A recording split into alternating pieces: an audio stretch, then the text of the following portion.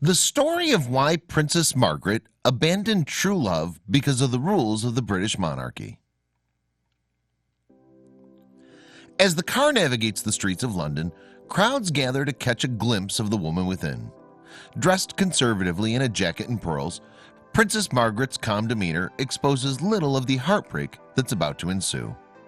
Soon she will announce the end of a love affair, the first of many shattered dreams for the younger sister of the Queen. Margaret Rose was born on August 21, 1930, at Glamis Castle, the seat of the Lyon family in Angus, Scotland. Her mother, Elizabeth Bowes Lyon, was married to George, the second son of King George V. But even though their father was royalty, Margaret and her elder sister Elizabeth never imagined that he would ascend to the throne. Before we begin, make sure to smash that like button, subscribe to our channel, and click the notification bell for more amazing videos. Then, when Margaret was 5 years old, King George V passed away. Even though George's brother Edward initially became king, he soon abdicated in order to marry Wallis Simpson, an American divorcee. So unexpectedly, George took his place as King George VI, and Margaret became a princess. Almost overnight, Margaret and Elizabeth's worlds were transformed.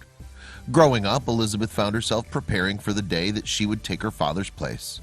Margaret, meanwhile, had to come to terms with being second in line for the throne.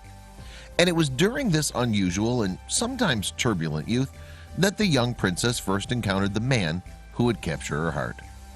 Apparently, Margaret first met Peter Townsend when she was just 14 years old. A war hero from a lineage with close ties to the royals, Townsend had been chosen to serve King George and his family in 1944. In that role, he often accompanied the young Princess Margaret on excursions, and gradually, the teenager fell in love with the married older man. Then, in February 1952, George VI succumbed to fatal lung cancer. Elizabeth, who by this time was married with 2 children of her own, ascended to the throne as Elizabeth II.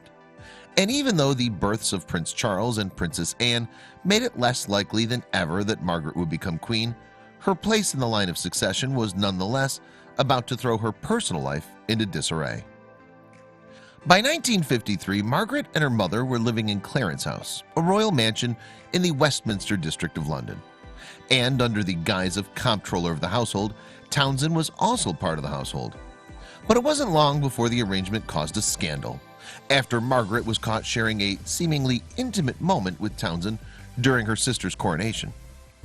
Soon the world would learn their secret. Townsend and his wife had divorced, and he had subsequently proposed to the princess.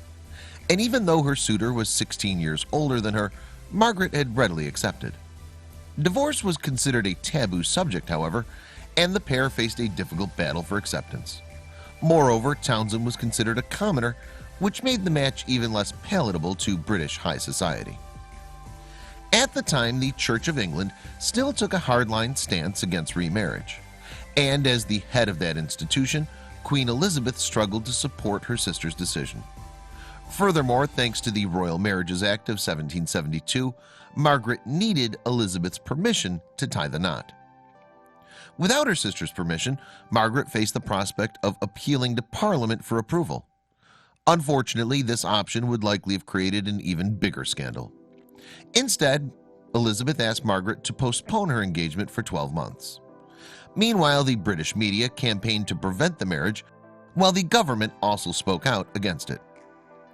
Over time, the British public appeared to come around to the idea, and for the next 2 years, the media continued to speculate about whether the marriage would take place. Then, in 1955, Anthony Eden, himself a divorcee, became Prime Minister of the United Kingdom.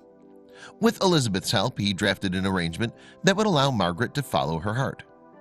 However, Eden and Elizabeth's plan came with one notable caveat. In order to marry Townsend, Margaret would need to forfeit her claim to the throne, along with those of any children she may have in the future. The proposal was made public on October 28, 1955, and just days later, Margaret came out with an announcement of her own. In a statement issued on October 31st, Margaret revealed that she had decided to end things with Townsend. "I have been aware that, subject to renouncing my rights of succession, it might have been possible for me to contract a civil marriage," she wrote, But mindful of the Church's teachings that Christian marriage is indissoluble and conscious of my duty to the Commonwealth, I've resolved to put these considerations before others.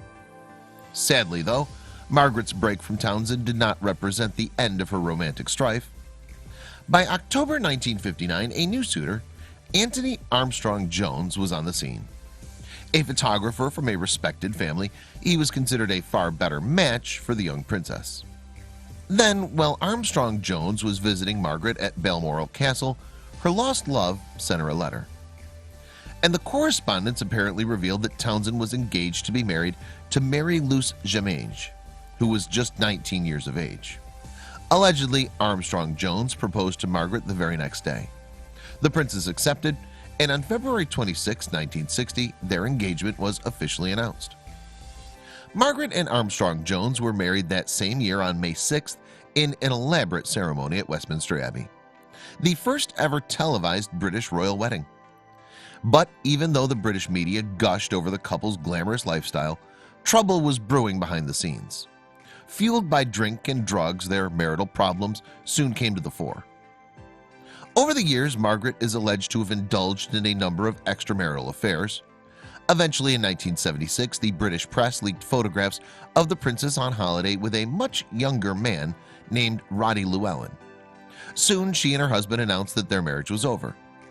Margaret consequently found herself once again attempting to negotiate the tricky subject of divorce as a member of the royal family. Fortunately, this time there were fewer complications.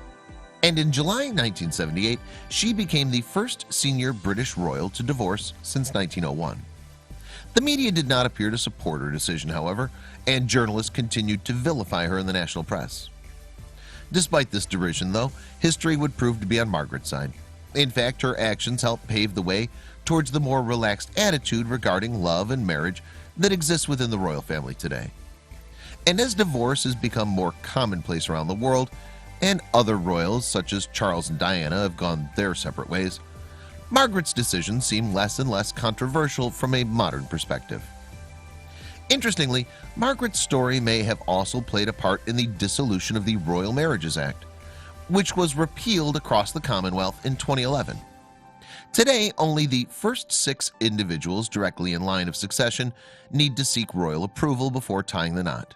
And even though it might seem like a small change, it's one that might have seen Margaret live a very different life.